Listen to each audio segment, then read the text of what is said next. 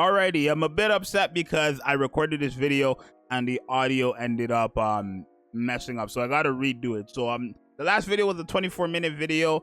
I need to watch One Piece, so I'm just gonna go over this video, not rush through it, but we're not gonna read all the comments again, since some of the comments were just like simple one-liners as well that a lot of other people already said. So yeah, but essentially yesterday I made a community post. Are you enjoying the new simulation room overclock mode? Right, 5.5 thousand votes, 72% said hell yeah, and then 28% said nope, not at all. Right, and I'm gonna get my opinion on it, and since I've already read some of the comments, I'm gonna address some of the things that I've already seen here. Right, so one thing is I like the mode. I think it's new. I think it's something fresh, something challenging, not necessarily in terms of the gameplay obviously, but the restrictions, the buffs or the debuffs or whatever you call it, the challenges that you get to set yourself. Right, I think this is a good event, or not even event, I think this is a good new game mode for everybody, because it caters to people who want to play this game on easy mode and people who want to challenge themselves. Right, if you want to play this game on easy mode, you just simply choose the buffs that have no challenges towards them, so +5 or +4 HP, attack, defense, whatever you want to choose, and then go about your day. Right, but I think for the people who want to challenge themselves, where Mother Whale can drop randomly, or you no longer get the healing or buff before the final fight and you have to fight a special room, right, I think these are things that makes it very, very unique and challenging for the people who want to challenge themselves. So it's a good event in my opinion, for the players who want to play on easy mode, because they can still do that, or play with challenges because they can do that. Right, one thing I would change is the rewards. I noticed yesterday that you do not get the rewards for the ratio you already cleared. So if you clear ratio 20, you cannot get the rewards for ratio 20 again. You can only get the rewards for ratio 21 and above. Right, so literally I think, yeah, that's literally how it is. So if you clear the highest ratio, which I believe is 32, you're done. There's no point to continue doing this. So they probably should fix that, make the rewards a daily thing. It is in beta mode, so when they give out the server, we can say that, and then they will probably fix that there. But besides that, everything else is good. Oh, another thing I would say is change up the missions, right? The missions that you get to choose. For example, right now, one of the missions say you cannot use like a SMG burst 1 unit. That's to stop litter, right? If it refreshes every 2 weeks, change those restrictions, essentially. Change it from AR burst 1 or burst 3 machine gun character. That's going to knock out some of these meta characters and force us to use other good characters. And then again, if the players don't want to still do that, they can play the game on easy mode by not choosing that. So again, this is going to be very, very good for every type of player. You want to play this game on easy mode, you can do that. Nobody's going to stop you. You want to play this game with more of a challenge in your life, you can do that. Nobody's going to stop you. And no matter what, they don't really have to change much besides just changing these restrictions, because again, if you want to play in easy mode, you can do that. If you want to play challenge, you can do that. So yeah, let me go over some of these comments since I've already went over them. Yeah. So it's a fun and challenging new mode. I assume that the second overclock in 2 weeks will have a different set of restrictions and element advantage, which I feel is some refreshing way to use different team comps and get more skill up. Yeah. So I wouldn't say they need to increase the skill upgrades. Just make it every day. Right, if they make it that you get those skill upgrades every single day, there would be no need to increase, because you get a pretty good amount every single day on top of the original simulation. Right, you don't just get the overclock like rewards and that's it. You get the OG simulation room and the new simulation room rewards. So if they make it that you get it every single day, players will no longer have to worry about this fully invest 10-10-10 nonsense. Right, the fact that us being able to 10-10-10 a character takes so long is outrageous, because that's like a part of the game. Does that make sense? Like, that's a character. Maxing out a character, the fact that it could take maybe a month, 2 months to max out one character is outrageous. If you're not spending money, of course. That's if you're not spending money, right? For the person who's gonna play the game free to play, when it comes to those upgrade materials, for the upgrade materials, which is the majority of the players, the fact that it takes a month to 2 months to get a one character 10-10-10 is ridiculous. By making it that we get the rewards every day, we're good to go. So yeah, To be honest, if it stays that it is, I just use it to get more upgrades on the days I'm more willing and able to do the daily stuff. Yeah. For an endgame player, it gives you the chance to challenge yourself and give you really good resources. I only wish the overclock resources reset completely each day.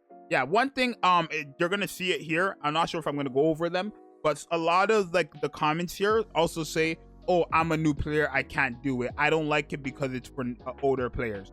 Right? I mean, it's obvious, right? It's obvious. It's new content for older players. You can't expect to play a game like there was somebody who said they started playing the game and they can't do it. Right? You can't expect to go into a game and play endgame content immediately. You're not, like, what? It's just how it is.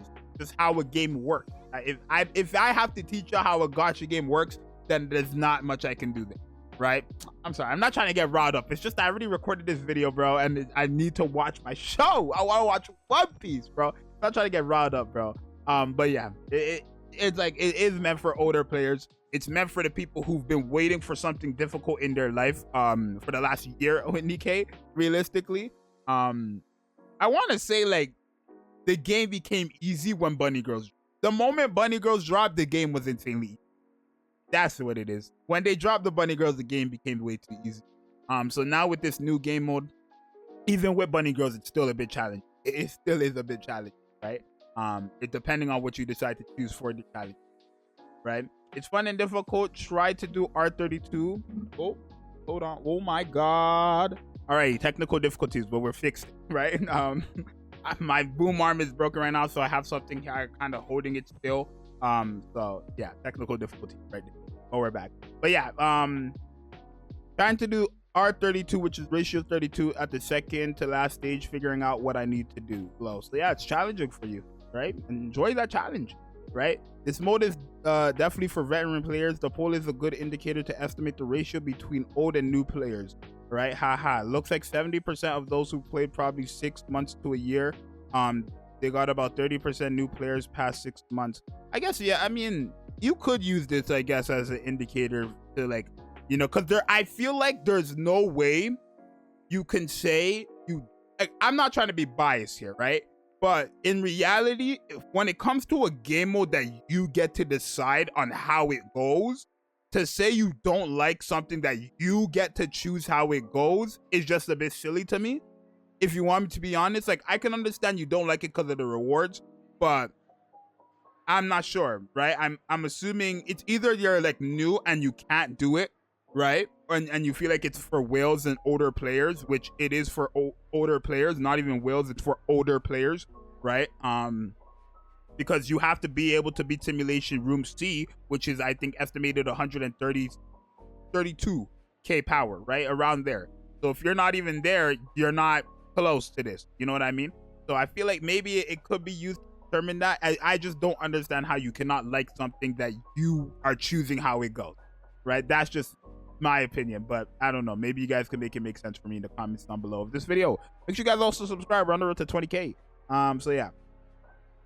It's faster with more materials, so I like it. They need to increase rewards. Probably they're like, I think the biggest gripe with it, the rewards, not necessarily increase it, but just make it every day, right? Either increase it to the point where it, like, if we're gonna have to wait 2 weeks for the rewards, make it that we get 2 weeks worth of reward. You know what I mean? That's what I'm trying to say. If they're gonna make it that we don't refresh it and we have to wait 2 weeks for the rewards, make the rewards worth 2 weeks of rewards. If not, just make it that we get the rewards every single day. Really as simple as that, right? Because again, there's no reason why we should be waiting a month to 2 months to 10-10-10, which is fully leveling up a character's skills for one character. It makes no sense, right? That's like me playing, what's a game that's very popular? Dokkan Battle. That's like me taking a month to 2 months to get an LR to level 150, right? Or even hidden potential 55%. It does not make sense, right? It does not make sense that we take that long to get a character fully leveled up in terms of their skills. They need to fix that.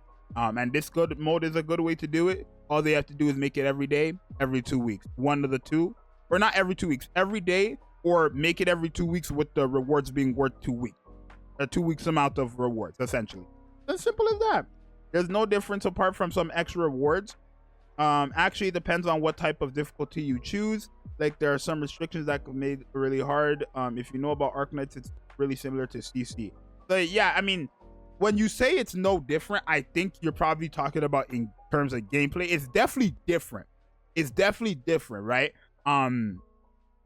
You just are not challenging yourself, and again, it's okay. This game is meant for, this new game mode is meant for easy people and challenging people. If you want to play the game on easy mode, you can do it. You want to play the game on challenging mode, you can do it, right? But if you're saying there's no difference and you're still, like, let's say if you chose the Mother Will one, which is like, I think the very last one, the Mother Will one, the one where Mother Will just pops up randomly, some bullshit like that, and you chose it and you said there's no difference, you are either just a massive whale or you just did not choose that one, for sure, right?